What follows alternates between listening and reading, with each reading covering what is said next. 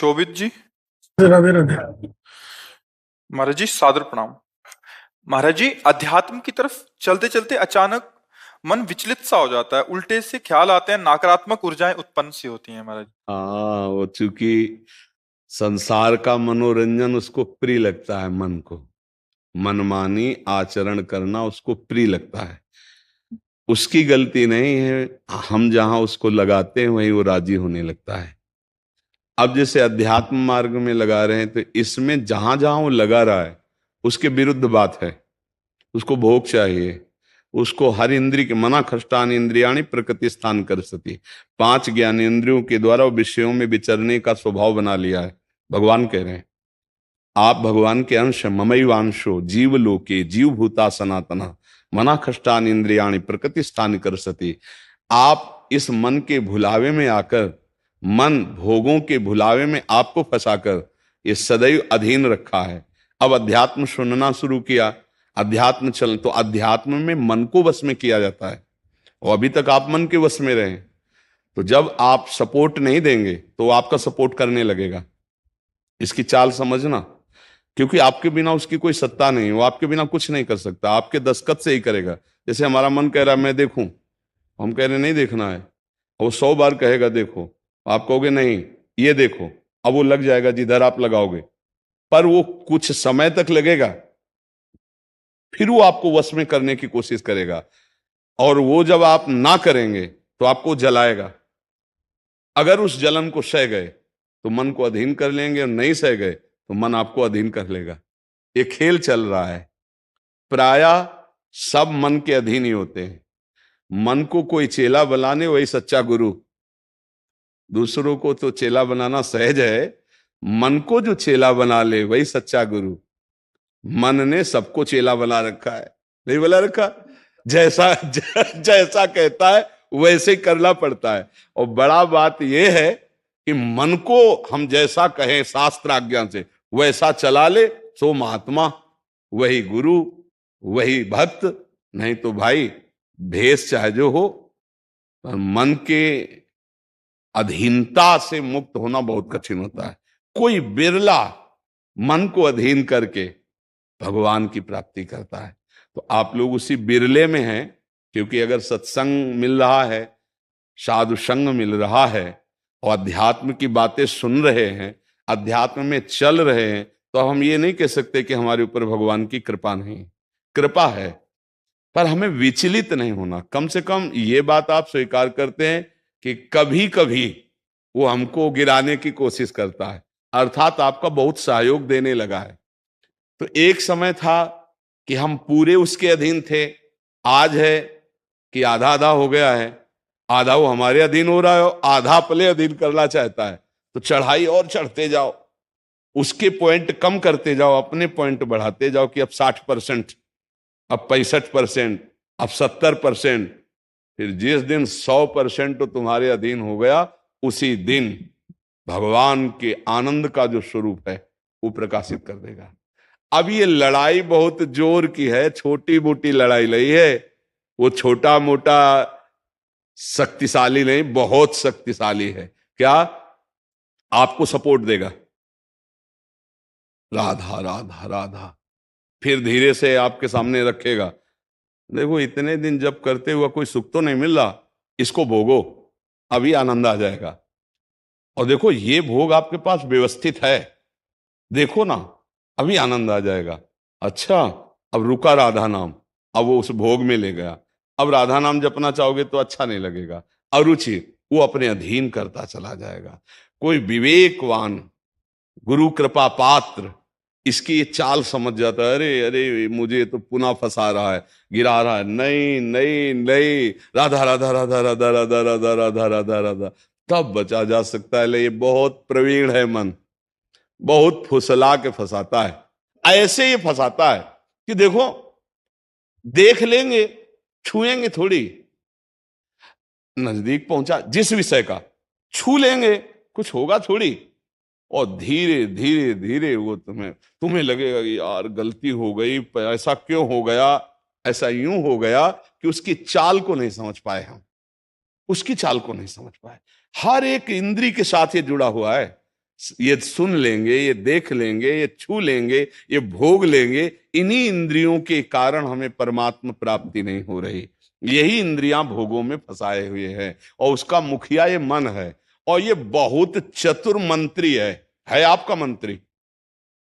पर ऐसा समझ लो कि भोला राजा और चतुर मंत्री, तो उसकी दुर्दशा कैसी होती राजा की। जो सलाह देता है वैसे ही कर देता है और वो फंसता चला जाता है। और मंत्री अपने को बलवान बनाकर केवल नाम मात्र का राजा उसको बनाए हुए सारा काम वही कर रहा है। देख लो आप, नाम मात्र के आप जीवात्मा भगवान के अंश हो, सारा काम वही मन कर रहा है। हमारा मन कर रहा है आज ये खाएं तो हम खाएं, नहीं, ये मन की मांग है, तेरी मांग नहीं है। लेकिन ऐसा कौन भेद पैदा कर पाता है। अब मेरा मन कह रहा है आज ये देखा जाए, तो अब भाई देखा जाए। मेरा मन कह रहा है, तो कभी कभी मन अच्छा सपोर्ट करता है। जैसे आपको मन ने ही कहा चलो चलते हैं सत्संग में, बाबा के पास बैठते हैं वृंदावन में, तो अच्छा सपोर्ट दिया ना। वो सपोर्ट ना देता तो आप नहीं आ पाते। बस इसको अच्छे सपोर्ट के पॉइंट में लगाते रहो। और जब बुरा सपोर्ट करे उस समय सहना बहुत कठिन होता है। अगर मन ने ठान लिया कि अब ये करना है और आपने कह दिया ना, तो आपको जलाना शुरू करेगा। और उस जलन को जो सह गया, यम ही न व्यथ्यन्ते ते पुरुषम पुरुषर्षव सम दुखा सुखाधीरम स्वमृतत्वाय कल्पते, उस जलन को जो सह गया सो भगवान को प्राप्त करने की सामर्थ्य रख लेता है। बहुत कठिन है मन की जलन को सहना। बाहर के थप्पड़ सह जाना सही, लेकिन मन के थप्पड़ सहना बहुत कठिन, सबको गिरा देता है। इसका बहुत विचित्र बल होता है और इससे बचने का केवल एक उपाय है, नाम जप न छूटे और ये स्वीकार मत करो कि मुझे चाहिए। जैसे मन कह रहा है आज उस होटल में चलते हैं, अब रसेंद्री और मन एक हो गया है। अब आपको लगता है मेरी मांग है, तो बोले भाई आज मेरा मन कह रहा है यही, आज मेरा मन कह रहा है कि आज उस होटल का भोजन होना चाहिए। अरे तेरा मन कह रहा है, तू खुद कह रहा है, अब उसमें निर्णय करो सही है कि गलत। अगर गलत लग रहा है इसकी चाल तो आप मत जाओ। घर में रोटी दाल बनाओ, इसको अच्छा नहीं लगेगा, ये 100 बार कहेगा नहीं नहीं, तो आपको नहीं भाई आज तो यही खाना पड़ेगा। कल भले विचार करेंगे, कल विचार करेंगे आपकी बात पर आज नहीं, आज तो ऐसे बस में करना होता है। एक साधु के मन में आई कि खीर मिले, बहुत दिन से नहीं मिली। मन है कभी कुछ भी सोच सकता है, बहुत व्याकुलता हो गई, बस खीर खीर खीर। तो एक भगत के यहां गए, 10-5 गाय भैंस बंधी थी। उन्होंने कहा कि आपकी श्रद्धा है संतों पर। उन्होंने कहा महाराज आदेश कीजिए। तो बोले 10 संतों के लिए खीर बना सकते हो आप? बोले 20, घर का दूध है, हम 20 संतों के लिए बना देंगे। बोले हम 11 बजे आएंगे दोपहर के, आप बना के तैयार रखिए। वो अकेले आए तो उनका और संत? बोले और संत यही है सर। अकेले कमरे में बैठे 20 संतों की खीर, और कहा आप लोग बाहर हो जाइए, हम एकांत में पाना चाहते हैं। वो पाए तो भाई 20 संतों के लिए खीर बनी, मतलब 20 पेट भर जाए। तो अब पाए, फिर एकदम यहां तक हो गए तो उल्टी हो गई, फिर मिलाया उसी को। फिर मन कह रहा नहीं अब खीर नहीं चाहिए। बोले नहीं, खाओ खाओ खीर खाओ। रोमांच हो गया, नहीं खाएंगे एकदम। तो बोले जिंदगी में खीर का नाम मत लेना, जिंदगी। तो या तो ऐसे उतरो, या तो ऐसे उतरो। इसको वश में करना बहुत अच्छा। एकदम विरोध भी नहीं कर सकते आप इसका, चल ही नहीं पाओगे। इसका विरोध भी एकदम नहीं कर सकते, सपोर्ट भी करना पड़ेगा। तो अच्छी बात में इसका सपोर्ट करो। अब कह रहा है जैसे हमें आज मीठा खाना है, ठीक है तुम्हारी मांग बुरी नहीं है। गए किसी अच्छी दुकान से लिया, ठाकुर जी को भोग लगाया, पाली, तो उसका सपोर्ट हो गया। अब वो बुरी बात कह रहा है, अब नहीं मानना है। उस समय जो जलन उसे सह जाओ, बस यही साधना का है। मन को अगर अधीन कर लिया तो बात बन गई। एक हम बार बार सुनाया करते कि मन मारिया तन बस में की ना, हुआ भरम सब दूर, बाहर से कछ दिखत नाई, अंदर चमके नूर। आपो त्याग जगत में बैठे नहीं किसी से काम, उनमें तो कछु अंतर नाई, संत कहो चाहे राम। वो गृहस्थी में भी है। आप एक पत्नी व्रत लिए हुए धर्म से आप चलते हैं, दूसरी किसी माता बहन की तरफ गंदी दृष्टि नहीं, धर्म से धन कमाते, परिवार का पोषण करते, नाम जब आप महात्मा है, आप सतमार्ग के पथिक हैं, क्योंकि आप अपने प्रवृत्ति धर्म से चल रहे हैं और एक निवृत्ति में अपने धर्म से चल रहा है, तो वो महात्मा है। ऐसा महात्मा का मतलब केवल वेश से नहीं होता, महात्मा का मतलब उस लक्षण से होता है। अगर आप भागवतिक लक्षण से हैं तो आप भक्त हैं, आप वैष्णव हैं, आप महात्मा हैं। तो मनुष्य जीवन का परम लक्ष्य है मन को अधीन करके परमात्मा प्राप्ति करना। अगर मन अधीन नहीं हुआ तो परमात्मा प्राप्ति में बड़ी बाधा खड़ी हो जाती है। नाम जप करते रहो, धीरे धीरे वो बल आता रहेगा नाम जप से कि आप मन को अधीन कर लोगे। नहीं तो पीछे वाले बैच में यही कह रहे थे कि जितनी जेल भरी है ये सब मन से ही भरी है। नहीं बोले ऐसा क्यों किया? बोले मन ने कह दिया, आप क्या करें, हम तो कहते थे नहीं करना पर इस मन ने फंसा दिया, तो बोले 20 साल की सजा, अब भोगो जेल। मन की एक हरकत ने पूरा जीवन बर्बाद कर दिया, मन की एक हरकत ने फांसी पे चढ़वा दिया। वही मन की तो हरकत है। तो हमें लगता है बहुत होश में रहा जाए, ये जो मंत्री है सलाहकार मन, इस पर नजर रखी जाए कि इसकी गलत सलाह पे दस्तखत ना करो। और अगर आप स्वीकृति नहीं देंगे तो कुछ नहीं कर पाएगा, पक्का समझना। आपकी स्वीकृति से ही होता है जो कुछ होता है। आप जहां कह देते हैं कि चलो अच्छा ठीक है, बस फिर आपकी कोई गम नहीं है, वो आपसे करवा के मालेगा। इतना बलवान मन है, बड़े बड़ों से करवा लेता है। आप तो मान लो गृहस्थी में हो, जिसने आजीवन भगवान का मार्ग चयन किया है उसको भूल में डाल देता है, गलत मार्ग में ले जाता है। आप तो गृहस्थी में मान लो आपसे चूक होना स्वाभाविक है, क्योंकि प्रपंच माया प्रपंच में जिसने जीवन भर के लिए नियम लिया है उससे भी चूक करवा देता है। बड़ा विचित्र मन है।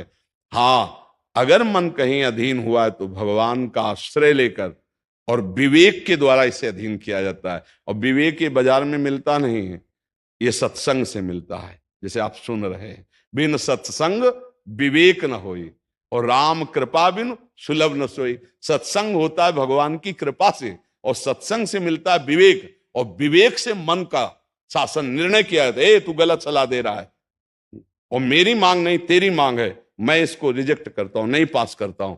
बस वो कुछ नहीं कर पाए। पर इतना ज्ञान नहीं रहता भैया, जहां वो मन से आज गरम गरम कचौड़ी दाल की हो और फिर चटनी हो, फिर अब आप खोज करोगे कहाँ बन रही है, हम खरीद के खाए। मन ऐसे फंसा रहा है।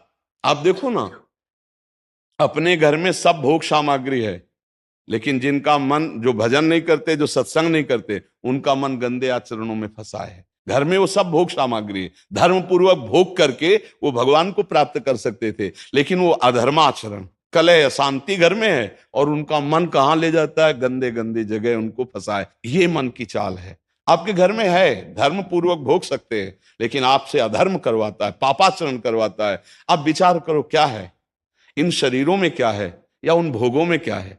कितना भोगोगे, चाहे जितना भोग लो, कभी तृप्ति होने वाली नहीं। और धर्म से चलोगे तो एक दिन इनसे निवृत्ति हो जाएगी, तृप्ति तो नहीं, निवृत्ति हो जाएगी और आप प्रभु को प्यारे, प्रभु के प्रियजन बन जाएंगे। यही मनुष्य जीवन का लाभ है कि हम कमाई करने आए धर्म की, पुण्य की, नाम की, भगवान का नाम जप करके मंगल करने की, पर ये दिमाग में नहीं रहता और यही लगता है जितना धन हो जाए, जितनी भोग सामग्री हो जाए, खूब भोगे, मौज से जिए।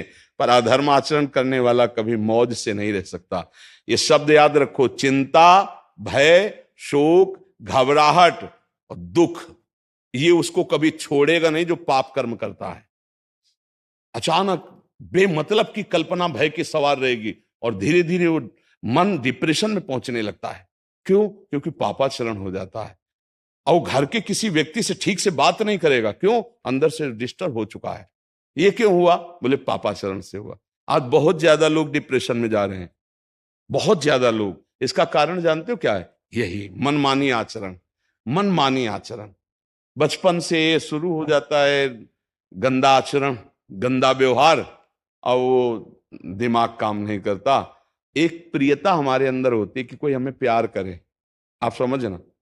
एक हमारे अंदर प्रेम की मांग होती है कि कोई हमें प्यार करे। नौ किशोर अवस्था में, जब यौवन अवस्था का, अगर उस समय हमें गलत संग मिल गया तो विक्षिप्त हो जाता है चित्त। अच्छा, प्यार कोई समझ पावे तो मुश्किल की बात है, प्रेम का निर्वाह तो सिर्फ भगवान करते हैं, या भगवान प्रदत्त ऐसा कोई दे दे जो प्रेम का निर्वाह करे। नहीं, अपने हृदय से जिसको हम प्रेम करते हैं और वो कहीं दूसरी जगह देख रहा है, अब विक्षिप्त हो जाएगा वो व्यक्ति, नहीं हो जाएगा। और ये प्राय बहुत तायत में हो रहा है। क्यों? क्योंकि पूर्व संस्कार बन गए। अच्छा, जैसे देखना, बॉयफ्रेंड गर्लफ्रेंड, ब्रेकअप, फिर बॉयफ्रेंड, फिर गर्लफ्रेंड। समझ रहे हैं क्या संस्कार पड़ रहा बच्चों के अंदर? अब वो जब वर्ण करेंगे एक पति का, तो उनके अंदर निष्ठा आ पाएगी, वो संयम से चल पाएंगे, वो एक गृहस्थी को संभाल पाएंगे, वो अपने पति या पत्नी पर पूर्ण प्रेम कर पाएंगे? नहीं कर पाएंगे। क्यों? क्योंकि आदत खराब हो चुकी, संस्कार खराब हो चुके। अब ये हमारे समाज में ज्यादा फैल रहा है, नहीं फैल रहा है। अब जहां मन को संयम में लाने की बात आती है, वहां मन को तो हमने पहले ही रद्दी कागज बना दिया, पहले ही हमने उसको गंदा कर दिया। अब कैसे हो सकता है? गृहस्थी बहुत पावन मार्ग है, कोई ऐसा नहीं है।